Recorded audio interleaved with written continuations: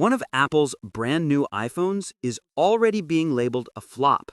And honestly, no one's shocked about which one it is. Despite Apple enjoying stronger than expected demand across most of its new iPhone 17 lineup, one model is clearly being left behind, and that's the ultra-slim iPhone Air. Now, at first glance, that might sound surprising. A thinner, lighter iPhone? That's the kind of design move Apple fans usually celebrate. But this time, the market is sending a pretty clear message. Slim isn't everything. And it's a rare case where Apple's gamble on form over function might not be paying off. Here's what's happening. 2 weeks after the iPhone 17 series launch, Apple is reportedly seeing better than expected sales for its main models, the standard iPhone 17, the 17 Pro, and the 17 Pro Max. Demand for those devices is so strong that analysts say Apple is already boosting production to keep up. That's a huge deal, especially in a year where smartphone sales overall have been flat. It's also a strong signal that the iPhone 17 lineup could drive significant momentum heading into next year. But while those models are flying off shelves, the iPhone Air is struggling.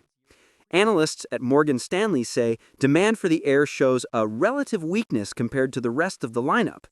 In other words, people just aren't buying it at the same pace, and there are a few big reasons why. First, the iPhone Air isn't even available in China, one of Apple's most important markets. That alone cuts out a massive chunk of potential sales. But even beyond availability, the Air seems to be falling short of what buyers want in a phone today. Apple made some noticeable compromises to achieve that ultra-thin design, and one of the biggest trade-offs is battery life. The Air's battery performance simply isn't matching the comfort level most users expect from a flagship iPhone. And while thin phones might be a rising trend, Samsung's Galaxy S25 Edge faces a similar situation.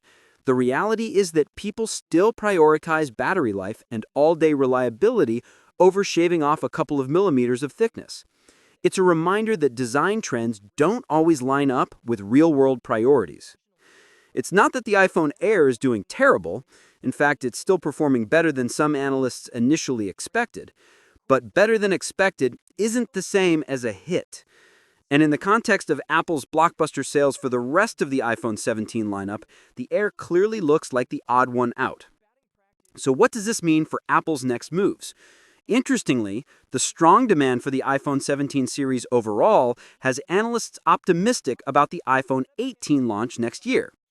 A lot of that optimism is built on what they call an aged iPhone installed base.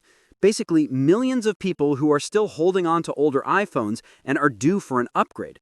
That built-up demand could make 2026 a massive upgrade cycle, and Apple is already preparing with what's expected to be a lineup of 6 new devices. We don't know all the details yet, but that lineup will likely include the iPhone 18 series, a follow-up to the Air, a more affordable iPhone 17e, and perhaps most interestingly, Apple's long-rumored iPhone Fold. That's a lot of new hardware on the horizon, and it shows Apple isn't slowing down despite one model's weaker performance. The bigger takeaway here is this. Even a company like Apple, with all its design expertise and market dominance, isn't immune to missteps. The iPhone Air feels like a classic example of prioritizing style over substance. Yes, it's thin and sleek, but if that means sacrificing battery life and skipping key markets, the trade-off just might not be worth it for most people. It's also a signal about where user expectations are heading. People want their phones to last all day. They want performance without compromise. And as much as we appreciate a good design evolution, it can't come at the cost of the fundamentals. Apple will almost certainly take this feedback into account for the next version of the Air. Maybe that means a slightly thicker design to fit a larger battery, or maybe it means a more strategic launch that includes China from day one. Whatever the solution is, Apple has a chance to turn the Air into something more compelling next time around.